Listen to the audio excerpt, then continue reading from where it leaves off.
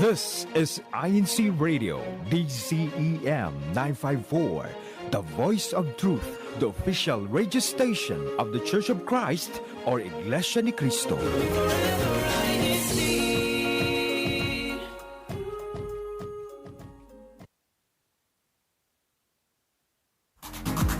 Hello. Hola! Bonjour! Konnichiwa. Ni hao! Ciao! Annyeonghaseyo. Mabuhay! Welcome to Washington State. Explore the sights. Discover new things. Appreciate the arts, music, and food. Travel to new places. Meet the people. Make new friends. In other words, come home with us. Come home with us. This is INCRadio Seattle, Washington. Alrighty, good morning, good afternoon, and good evening to all of our listeners and viewers all around the world. My name is Brother Joshua Weber from the District of Washington State, currently streaming here from Everett, Washington. Now, today is one of those more important shows that has quite a bit of an impact that we need to make sure quite a few people know about, and that is, can you eat that? And you may be thinking, oh, here we go, Seattle, Washington, with another food-based broadcast. But it's not quite what you think. But before we get fully into that, because we are talking about food allergies. So with that, we'd like to give our first guest, pardon me, Sister Gianna. So go ahead, Sister Gianna, go ahead and introduce yourself and give any shout outs if you have any at this time. Hi, I'm Sister Gianna. I'm from Federal Way, Washington. For some shout outs. Shout outs to my family and friends watching right now, and to the local Federal Way. All right, there we go. And also joining us is Brother Chris. So go ahead and introduce yourself and give any shout outs. Hello, everyone. I'm Brother Chris Forbes from the local of Everett. I'd like to give a shout out to my parents, Sister Isa, Brother Conrad, and as well as to the whole local of Everett. I'm with them right now. We are doing our landscaping, barbecue, blood donation drive, all that. So can't wait to go back out there and help with them. But yeah, shout out to them. Quite the hybrid of an activity we got there. All right, so thank you both for joining us today, Sister Gianna and Brother Chris. And now I'd like to give our YouTube question of the day. And that, of course, is, are you allergic to any foods? And if so, what kind? One more time, are you allergic to any foods? And if so, what kind? I know we're going to go ahead and go into our topic with Brother Chris and Sister Gianna about what kind of foods, even they are allergic to. But first, I'd like to read a few greetings we have here through our YouTube chat. Let's see here. We have, of course, from Brother Ruben or Brother G. Villanueva, throwing up a lot of the hashtag shorelines with a lot of the beautiful flowers. That's, of course, very, very prominent here in our chat as it flies by with all of the flowers and beautiful colors here flying on my left side. Let's see here from Brother Andrew Santa Monica. Hello, everyone tuning in from Seattle, Washington, at work on my lunch break. There we go. Hi there, Brother Andrew. All right, let's see here, and we'll do one more. Brother Wilfredo Reyes, greetings to all the brethren, hashtag Seattle. Alrighty, and so now while we're waiting to get a few more of those responses to our YouTube question, we'll go straight into our topic. So, starting off with Brother Chris, what foods are you allergic to? All right. So quite a bit. Seafood allergies, probably one of the most prominent ones, which is kind of unfortunate because everyone close to me loves seafood, so I tend to miss out on that. And then as well as eggs, nuts, and sesame. Sesame is actually the most recent one that I found out. So quite a bit, unfortunately. Yeah. And I know what you mean with the seafood because, especially as Filipinos, seafood is one of those foods that we quite enjoy. Yes, Uh, yeah. How about you, Sister Gianna? What kind of foods are you allergic to? It's actually very similar to Brother Chris. I'm allergic to all nuts, all seafood as well, and sesame. So like very close to Brother Chris, but I um was allergic to eggs and dairy, but I outgrew them eventually, which can happen, if they're early onset allergies. So luckily I outgrew some of them. But yeah, my major ones are seafood, nut, sesame, and they're all very severe. It's actually kind of interesting. We have Brother Chris, who just recently developed a new allergy, and then you have Sister Gianna, who grew out of another allergy as well. Um, so I know we were already mentioning about kind of the severity or the major the ones that you're majorly allergic to. So brother Chris, how is it that you found out that you were allergic to say like peanuts or anything like that? Yeah, so for most of them, I found out the hard way. So consuming them and then getting some type of reaction. I think the only one that I didn't have, like I just found out through a doctor, was my nuts allergy. That's just because since I was young, I developed these allergies pretty early on, and when I went to my allergist and my asthma doctor, since I have an asthma doctor, I go to them, and then um, just to kind of make sure that we kind of have most of like the most common allergens checked out. We did a test. They poke something with that ingredient on your skin.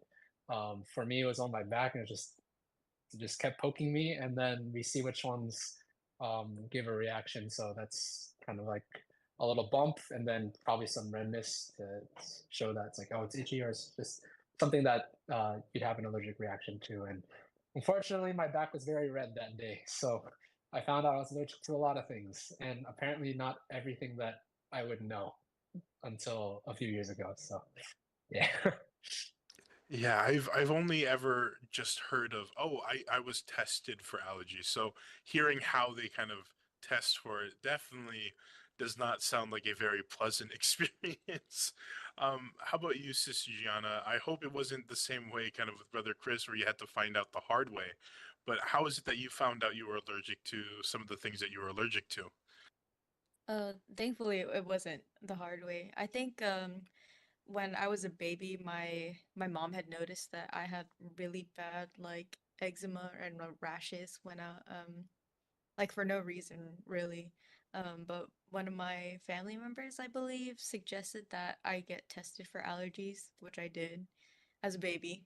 And they probably did a similar test, and found out that I was allergic to a bunch of stuff. But yeah, similar experience to to Brother Chris. Like I also got the pokes on the back. Some people do it on the arm. I don't know how they would do that. I would feel like I would just scratch it, immediately. But got it on the back, and I believe what they do is they measure how big the hive gets, like, and then that like determines the severity of it. So like if there's a hive, it's severe. If it's a big hive, it's very severe, and if it's red, it's like, you know, it's it's okay. Well, it's still bad, but yeah. So it, it's really interesting. just to hop on that, yeah, so they measure for the bump, the size of the diameter of the bump, and then the diameter of the redness. And so up until like maybe a few years ago, seafood was my worst.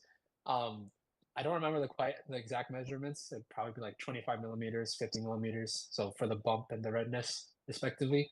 And then I got the sesame one because I learned the hard way, but I wanted to make sure that like it was sesame and it wasn't just in my head. And so I went to go check for that, and that one was like 35 millimeters and 70 millimeters for the bump and the redness. So it just was a lot worse, and that's just like one sesame seed. So Yeah. it's yeah, it's pretty bad, but it's funny how they check for that. Yeah. I also think it's really funny, but um I think sesame is also my worst one, which is interesting. Hi there, Brother Terrell. He'll be joining us again shortly for our CFO in action. But I know for those who already have allergies, especially here in our comment section, I know we have quite a few comments that I'll be reading here in a moment. Um, I feel like to those with allergies, it's not as big of a deal compared to those who don't have allergies when you guys are talking about these experiences. Because I know for me, I'm already like feeling squeamish. Just the idea of being poked a bunch of times to be like, oh, okay, so this one's a reaction, this one's not, this one's this big, this one's not that big. And to me, I'm just like, that sounds horrible. But you're both just like, yeah, it's just the way it is. So I mean, speaking of, those allergic reactions, Sister Gianna, what is it that you do to minimize your allergic reactions, or at least your exposure to these things that you're allergic to? Well, the most important thing I feel like always is to just read the ingredients. If it's like packaged food. Um, but if not, you're going out to eat. You just have to ask like the waiters, or whoever's taking your order, like, oh, does this have blah blah blah allergens? And most places now actually have it like on their menu. Like if it's a place you walk up, they'll have a little symbol that's like peanuts or like, you know, yeah, which is really helpful. Or in their menus as well. So that's very helpful. I feel like the thing that I always have to ask for is like, oh, what oil is this fried in? Because, it can be like peanut oil. I think Chick-fil-A, we're not sponsored by Chick-fil-A, by the way, but I believe they use peanut oil in their chicken. I don't know. But peanut oil, sesame oil, a lot of like Korean places like to use sesame oil or, fish sauce, fish oil. I just ask about those little things that can get overlooked, just to make sure that, I'm not going to intake something that I'm allergic to. And then, it's kind of embarrassing at first, or you feel like they're taking up their time, but it's better to take up their time than to, have to go to the hospital. Yeah, that's what I do to check. Yeah, that those extra moments of caution will definitely be worth it to save you the trip to the hospital. What about you, Brother Chris? What is it that you do to minimize your allergic reactions? A similar thing, just checking the allergen menu. Sometimes there's a menu specifically to check off all the allergens.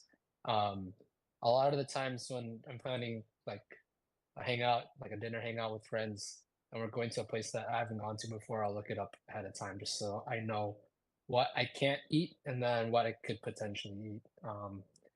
Uh, I think when I was a kid, it wasn't really it wasn't a big deal because I grew up a picky eater. But then as you start to go into like, college and then becoming an adult, you kind of outgrow that. So which makes things harder now because then you find out what you become allergic, what you are allergic to. So now I'll eat anything and then I'll find out something. So you have to really take that precaution in advance, and then as well as checking, yeah, asking the waiter or just whoever's taking your order, um, if it has an ingredient that you are allergic to.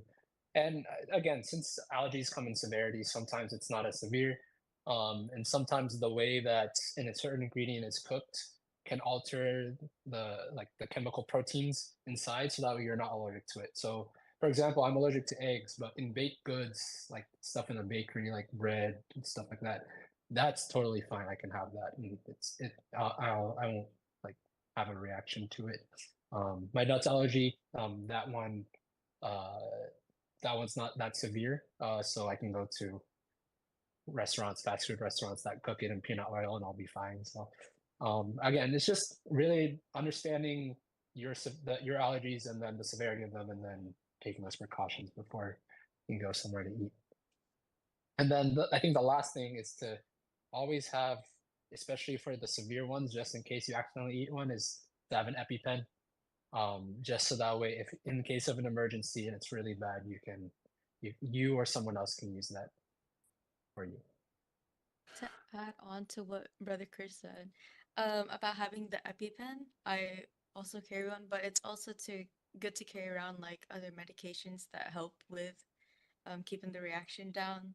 Um, we're not sponsored any by these, but like Benadryl or Claritin, they just kind of help with if there's swelling or hives. It makes it like less itchy, you know. So carrying those around with you as well as the EpiPen, it's kind of like you have all these tools to, you know, to help you keep down the reaction until um, the paramedics get there. You know, you can make it to the hospital to get treated. So, yeah. Well, that's good because I was actually just right about to ask you, what would you do in case of an emergency, like you are exposed to it. So I'm glad that you both were able to answer that before I even said it. Actually, I'll take a little bit of time real quick to actually read a few of these comments here from Sister Bianca. I'm not allergic to any food, but I am aware of a few friends who are allergic to shrimp and peanuts. Hashtag Bremerton. From Sister Joyce Campos. Shout out to Kaleri and Andrew Kalawagad. Happy birthday, po. From Brother Von Torres. I was allergic to shrimp and seafood when I was young. Luckily, I was stubborn enough to just continue to eat until I defeated my allergy. Just had to go to the emergency room a couple of times. I don't know if we can really recommend that one, but I understand. I understand. From Sister Michaela Matugas, my son Paul is allergic to eggs, and Brother Kyle to lobsters and shrimp. And let's see, we'll do one more. From Sister Blessing, I'm allergic to some fruits, which makes me sad because I love cherries and apples. I miss candied apple in the fall. Hashtag Olympia. Um, so I know we were already talking about, for example, having an EpiPen, or having all these other medications to kind of um, what's that? What's the word I'm looking for? To kind of combat a little bit of the allergies that you're having. But what would you say, kind of before we close out here on our discussion? What would you say for advice for someone if they are suspecting that someone might be having an allergic reaction? We'll go first with Brother Chris. I think the most important thing is to stay calm. Yes, it could be a big deal, but don't, I guess, make it bigger than it has to be. Um, Usually, especially for the one that is having medication, either they've been in the situation before, or this is their first time using it, but they've been taught how to do it. Especially like if you have to use an EpiPen, there's a trainer, so you can like practice with it without actually having to do an injection. So um, really just stay calm, and then uh, get their emergency contacts, make sure that you're able to notify anyone that's important that they're in this kind of emergency situation, um, and just kind of monitor them over time, and just really listen and pay attention to what they need in the moment, because it helps just to be able to kind of follow a simple procedure, and not to worry about it too much. I was in a situation just a few months ago where I had to administer an EpiPen. So it's just, if you're in a situation where you have to do that, then stay calm, do what people say, what they tell you to do, and it will work out just fine. How about you, Sister Gianna? Oh, there we go. I was gonna say if you have anything to add on to that. Yeah. I was just gonna add on and say the first thing that Brother Chris said is perfect. Is to just remain calm yourself and to also try and keep the other person calm as well. Because one of the biggest things with the reaction is that all their like vessels are closing up, and if you're able to breathe like calmly and have oxygen going, it'll probably keep them from closing up their arteries even faster. So keeping them calm would like really improve the situation. um but also, if you end up using the EpiPen or taking those medications, like to document the time that you take it, because that's one of the things that like the the healthcare providers will ask you, like, oh, do you know the time that you took this? Just so that they know again when uh to give more or like to not give. And it's funny that Brother Chris brings that up because I believe I was the one that he administered the EpiPen on. I didn't want to like bring up that situation in Yeah. detail, but yeah, yeah. Yeah. No, that's okay. I had totally forgotten about it until you just mentioned it. I was like, all right. Wait, that was me. Um, but yeah, no, it was very helpful in this situation because he handled it perfectly. Not freaking out or making me worry even more. Um, and everybody that was there, like that was helping me with that incident was, actually very calm. So it definitely helps a lot if everyone around you is in that level-headed state of mind when that person who's having the reaction can't necessarily be as calm as that. So yeah. Alrighty, thank you both so much, Sister Gianna and Brother Chris. I know for me, who has kind of very basic surface level information on this, just because I grew up with Brother Chris, so I'm obviously aware of allergies.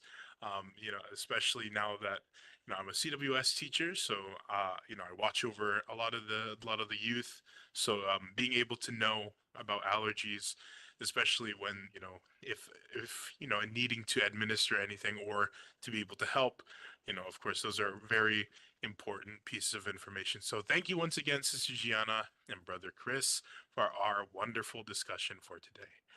Alrighty, so now we're going to go into our next segment, which is our CFO in action with Brother Terrell. So without further ado, Brother Terrell, go ahead and take it away.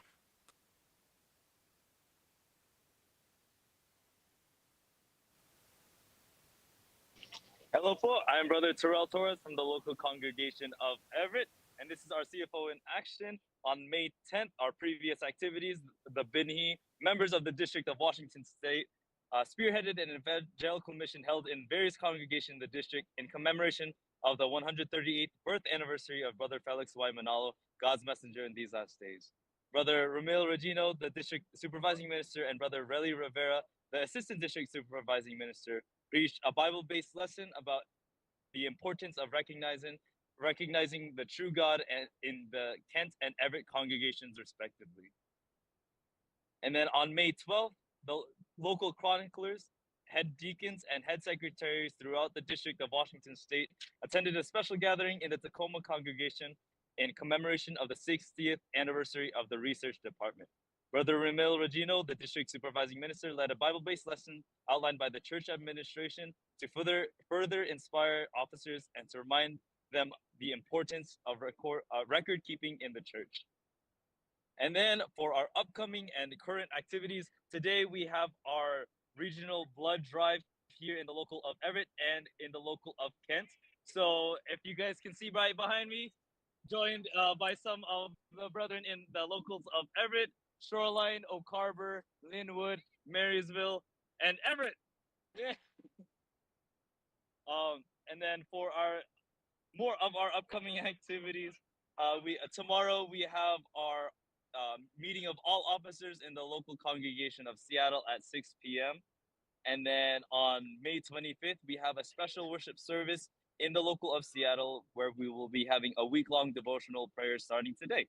On May 27th, we have our district family socializing and softball tournament. So look forward to these upcoming activities here in the District of Washington State. So everyone from Everett, woo, last time. All right, Brother Josh, right back to you. Thank you. All right. Thank you so much, Brother Terrell, even though it says you're labeled as Sister Tia.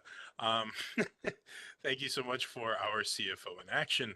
And now we're going to go ahead into our hidden treasures. But before that, I'm going to go ahead and read two more comments that we have here from our YouTube chat. From Sister Carrie, it's all good in #Linwood. My husband is allergic to shellfish. Still love him. There we go, Sister Carrie. And from Sister Donna Sanchez, we found out all my kids' allergy through blood tests when they were babies. All right, so there we go. I guess blood tests are another way instead of having to do the whole poking graph. All right, so without further ado, we're going to go ahead and go into our hidden treasures. So Kriya Tech, if you could put that up. Thank you so much, bro. Visit with me one of Seattle's treasures. Welcome to Sea Herd Sparks.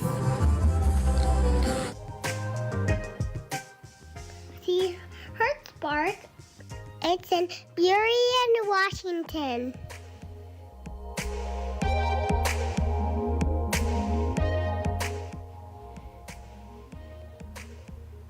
It's home for many animals.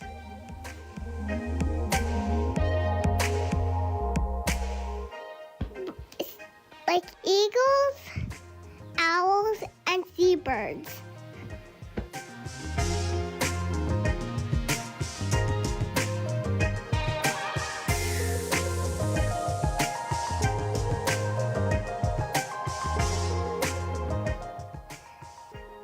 In sunny days, it's a great place to have barbecue and picnics.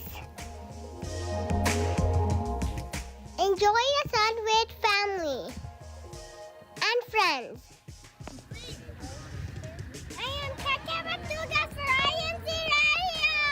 See you later! Woohoo!